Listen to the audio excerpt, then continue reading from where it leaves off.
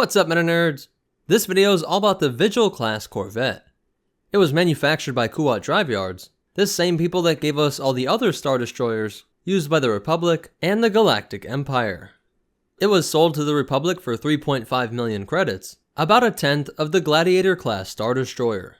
At a length of 255 meters, or 837 feet, it was about half the length of the Gladiator, and at 188 meters, or 617 feet across, it was nearly as wide as 5 Wasantwisut-class cruisers. And at 90 meters, or 295 feet tall, it was about the same height as 4 AT-ATs.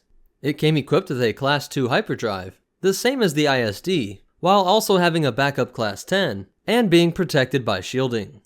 With 3 twin heavy turbo lasers, 3 twin light turbo lasers, 3 multiple laser cannon turrets, and a number of tractor beam projectors. To keep all of this operational, it required a 200-man crew, while also being able to transport 200 passengers or troops, making it one of the most potent ships per cubic meter in the entire Imperial Fleet. Of course, this design was based off of other Kuat ships, like the Imperial-class Star Destroyer and the Victory-class. But the Vigil actually protected its crew even further by tucking the command deck right above the engines, instead of having it stick up out of the top.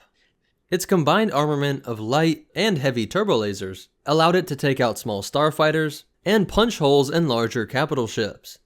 This allowed it to play the role of a corvette, picket ship protecting the fringes of a fleet, and an escort ship for things like the Gazanti and other transports. But despite their power, they weren't used in many open battles. Instead, they were used to protect trade routes and keep the peace on smaller backwater worlds. The Vigil was excellent at taking out pirate ships, but could also handle the occasional cruiser that might have been used by well-funded mercenary groups. And the space station that most of these ships were launched from was the Naval Station Valladucia, which also would have docked 8 Imperial-class Star Destroyers, 3 Allegiance-class battlecruisers, 2 Secular-class Star Destroyers, 2 Bellator-class Dreadnoughts, and an Alter-class replenishment ship, which was like a large fuel tanker.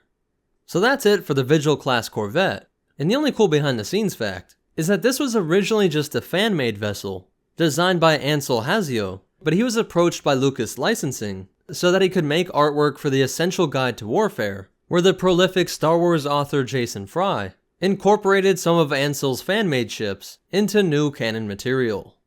So that's it for the Vigil-class Corvette, but more important than all that, remember, there's always hope that your badass fan-made ship might make it into the Star Wars universe. And the Force will be with you. Always.